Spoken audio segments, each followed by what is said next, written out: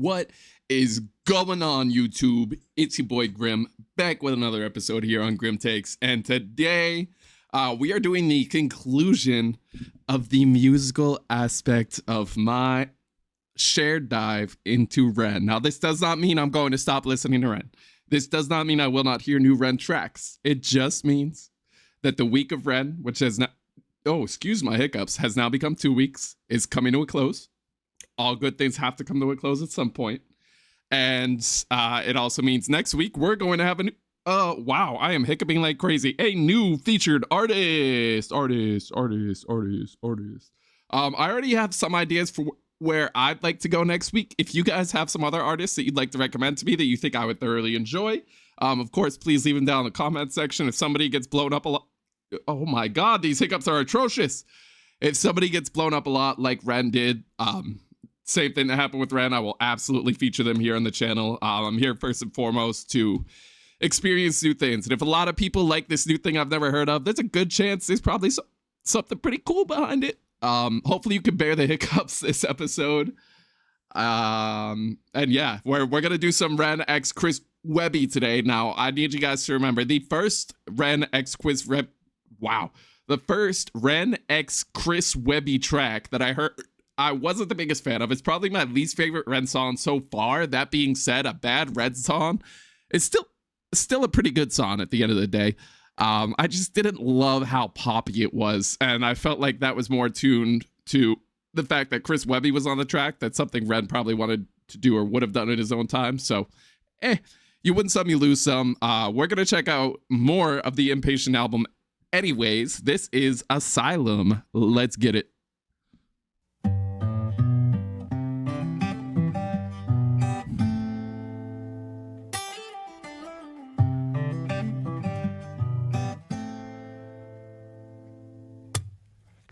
The preacher sins on Sunday morning. The sheriff steps outside the law. The teachers don't know much at all, and it's all the same. Empires rise and empires fall. As we wander through the darkness, we'll die upon this hill, and I already like this a lot more than I like the other track that featured Chris Webby on it. The only pill to swallow is the one that made you ill. In this virtual reality, it's hard to see what's real. There's something left worth saving. I'm holding on to still. The doctor is your local dealer. I'm gonna go back a little bit. Immediately, the first thing this track makes me think of, obviously just exploring REN, who he is, his music. We've learned a lot about him, and we've learned a lot that he and I are very alike in terms of feeling like this empire is probably going to come crashing down pretty soon, that being the American empire, amongst many other governments that are having their own problems, right? If you're from the UK, shout out you for clicking on this video. Awesome to have a supporter over in the UK. But I also know the UK is going through a lot of it on their own, right? My stepfather is actually English. He's from the UK himself. He still hasn't gotten his green card here in the States. So mom doesn't really let him do much of like fighting for the good cause, because she's like, no, if the wrong person catches you fighting for the good cause, they're going to cancel that green card and send your ass home so fucking fast. You know what I mean? It's not true freedom here in America, and as far as I've heard, it's not true freedom in the UK either. It's freedom as long as you do X, Y, and Z. You know what I mean? The whole concept of freedom itself went out the window a long time ago. I couldn't tell you when, but it does not exist as we know the world today. So that sucks. Another thing that this makes me think of is that I was watching this clip the other day, this really good video on a couple Amazonian individuals who were brought to Beijing and Hong Kong. And what they experienced in the city was obviously life-changing for them, things that they had never experienced before, seen before, heard of, knew existed. Something as simple as a coffee machine, right? Mind-blowing to them. But at the same time, I watched 3 different individuals go through this experience. And at the end of it all 3 individuals said, I would go back to life in the forest. Life in the forest is so much easier. There's so much less pressure, right? Mainly around money. There's so much less pressure. You don't have to get up and do all these things every day just to survive. The forest gives you what you need to survive and allows you to thrive. Modern government does not give you what you need in order to survive and allows you to thrive. It does everything in their power to get you thriving to the point where they can benefit more off of you thriving. And if you don't thrive, it is not their fucking problem. You know what I mean? So yeah, those were just 2 quick thoughts that got triggered by the first half of this first verse of this song, really. Let's go back a bit. There's something left worth saving, I'm holding on to still. The doctor is your local dealer. The banker cuts himself a check. The politician you believe in is never around, just empty promises and death. As we wander through the darkness, we'll die upon this hill, and the only pill to swallow is the one that made you ill in this virtual. The only pill to swallow is the one that made you ill. That goes right back to the money game, right? The only way to beat the game is to participate in the game, and it makes you sick the whole goddamn time, but you do it anyways. To what level? That differs person to person, but you do it anyways. Follow is the one that made you ill in this virtual reality. It's hard to see what's real. There's something left worth saving that hasn't yet been killed. Where do we go when bound by the chains? When the tide gets low, I wait for the wave. Let's sit down on to let go with hope for change. When the world is an asylum, how do you stay safe? Wow. That's something I feel like I'm trying to learn to do right now in life, is learning to let go in spite of the fact that you know it's all fucking bullshit. That's not always something I've been very good at. Obviously, you know, if you see how ugly the world is and you want to change it, everything in your body drives you to change it. It's hard to let it go. You know what I mean? I know about 2 years ago, I worked at this restaurant. I don't give a fuck. I'll name the restaurant right now. Friendly Red's Tavern in Windham, New Hampshire. There's multiple locations. There's one in Derry, New Hampshire. There's one in Windham. There's one in Hudson, New Hampshire, I believe now. And then there's a flagship in Nashua. A little cafe that started the whole kind of deal. Wow. When I was there, we had so many goddamn problems with like just workplace abuse and whatnot. You know what I mean? There were at least 3 to 4 different individuals. I'm not going to name names off the top of my head, but there are 3 or 4 different individuals who were directly involved with sending unsolicited pictures to underage girls. Absolutely inappropriate, should not be allowed in any context of the law, absolutely deserves prison time and punishment, right? Inexcusable behavior. However, the solution this company always had was just to move them to another store. And then the rumors would follow. And then a month later, a little 15-year-old girl would walk up to you and be like, hey, I need to talk to somebody about the messages X sent me last night about what Y said to me behind the restaurant the other day. And me being who I am, which I feel I am a person that is very open-minded, open-hearted. A lot of the time, you know, people come to me with those kinds of concerns because they know I'm going to act on them. They know I'm actually going to help them, and they know I'm going to prioritize their safety overall.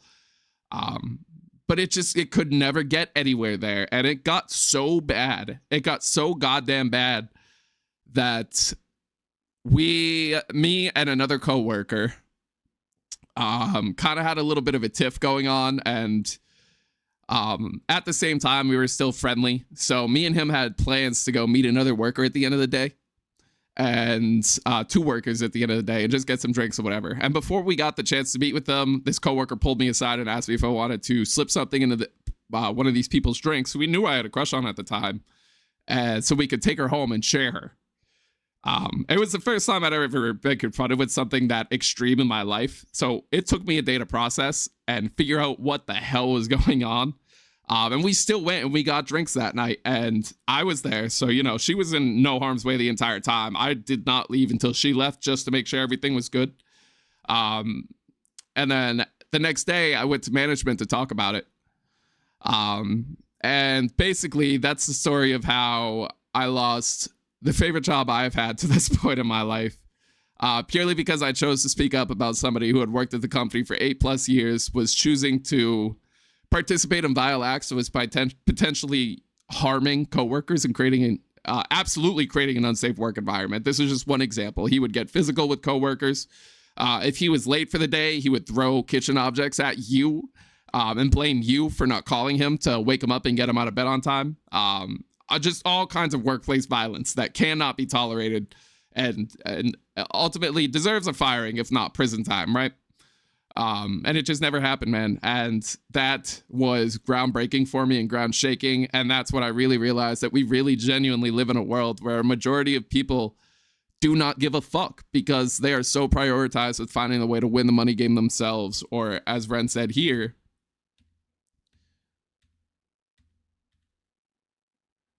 to continue swallowing the pill that has already made them ill.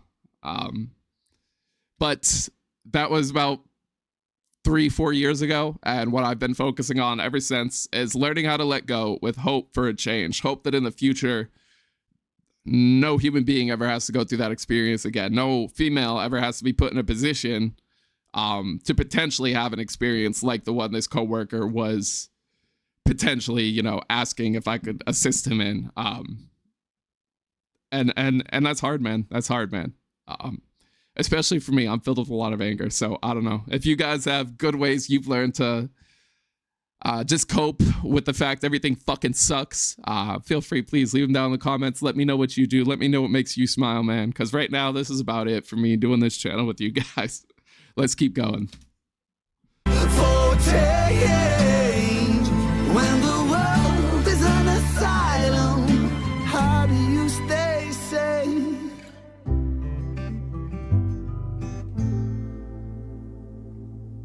Yeah, the times change, but it's still the same thing, played out on a constant loop. As the wars wage on the centerfold stage, and the storyline's nothing new. While we draw lines in the sand decided by the chosen few, just for something to believe in, anything will do. And we throw spin. Oh, for the record, just so everyone out there could stay safe, the coworker's name was Robert G. Kramer. If you look him up, you can find his arrest logs in the National New Hampshire database. If you go out for drinks and you happen to see him at your local bar, cover your fucking drink, please. Over counterfeit fears while the kings and queens all watch. The middle name is Grant, Robert Grant Kramer. And we throw spears over counterfeit fears while the kings and queens all watch. Brothers shed tears, but it falls on deaf ears in a land that God forgot. Still we thread hard through the hangman's rope and lose sight of what was lost. Man. All for something to believe in, but was it worth the cost? A, I love the anarchy A there. B, I know I'm pausing this a lot. Let me just say this real quick. What this is kind of, I don't know if you guys have ever seen Supernatural before, but that whole God forgot bit is a piece that they play onto in Supernatural, and they kind of play on this idea that, yeah, God created the world, but then God stopped giving a shit. God was basically just a shitty father who was never actually around for the kids, and he dipped out to some fucking paradise land and let all this shit burn. And it's a really cool concept. It plays out really well in the show. God in the show is fucking hilarious too. He's a funny ass dude, so highly recommend if you've never seen it. Check it out. As we wander through the darkness, we'll die upon this hill, and the only pill to swallow is the one that makes us ill. In this virtual reality, it's hard to see what's real. There's something left worth saving that hasn't yet been killed. Where do we go? We're bound by the chains. When the tide gets low, I'll wait for the wave. I just now realized that each person that's holding a sign got to design the sign for the lyric section that they're holding up, and that is so fucking cool, man. Let's feel I know to let go with hope for change. When the world is an asylum, how do you stay sane?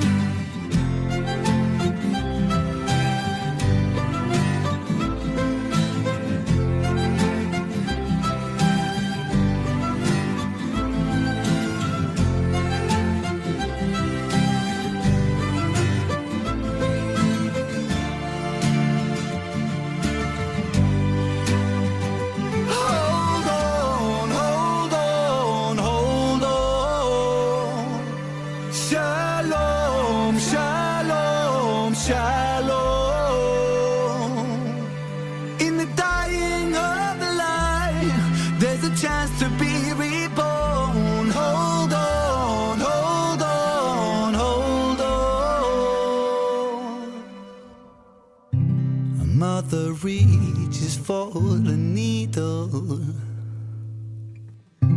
A baby's lost before it wakes, without guidance for the people. The way that Ren inflects a lot and how he sings and puts tenses on certain letters and certain consonants, certain letters and certain syllables. To me, for whatever reason, and I know the first couple of songs I kept referencing March of the Pigs, so this is no surprise, but it's very Trent Reznor-esque to me. And, you know, obviously there's a little bit of a similarity there in the way that they're both willing to kind of do their own thing. They don't really care what's out there. They're just going to make music they think is dope, and I love it. It's all the same, walls are built, walls will break. Wow, okay. That was my second dip into the Ren x Chris Webby album, Impatient, that just came out when I started my Ren journey, pretty much. I gotta give that song a 10, absolute 10. That was way better than the first Ren x Chris Webby experience for me personally. This song felt like it had a lot more depth. It felt like every single lyric had purpose. And on top of that, just awesome music video concept to have all of these individuals come in and get to share a little bit of their own individuality. In a world that feels so void of individuality these days, in a world where people are so fucking cookie cutter, you know what I mean?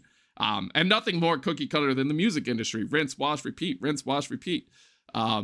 You know, it's really far and beyond difficult to find a unique artist these days. And then when you finally do find a unique artist, you end up finding out that this artist actually doesn't have all the talent you thought. You know, this artist was actually put together by a label, and they were gifted this drummer, and they were gifted this guitarist, and all the words were written for them. And like, it's so gosh darn hard to find critically unique artists these days. And Ren has continued to, time after time again, prove to me that he is deserving of the title, that he belongs right up there with many artists who have just changed the course of music over time. His music may not be as popular now as a Nine Inch Nails, as a Linkin Park, as a I don't know, Lil Uzi Vert, like name people who defined a genre, right? But it's critically unique. It's its own thing. And to me, I think through a reflective lens that doesn't care so much for the how many albums did you sell and cares more for the, but how did your album impact the world? When we look back in 50 years, Ren's going to be right up there with the best sellers in the world right now in terms of his musical impact. So this has been an awesome experience getting to share Ren with all of you guys, and you guys getting to share Ren with me.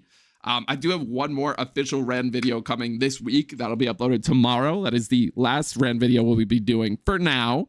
And that is just me reacting to his 1 million subscribers special. I haven't watched it yet. I'm about to watch it right now. I'm excited to watch it.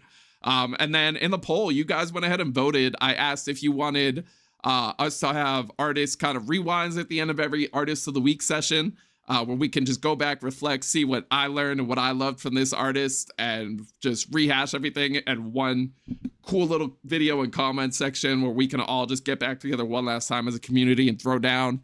And resoundingly, you guys voted yes. So I will also have a Ren, a complete Ren response, reaction. I don't know what to title that, coming later this week. An artist in review coming later this week, and the Aurora one will be coming as well.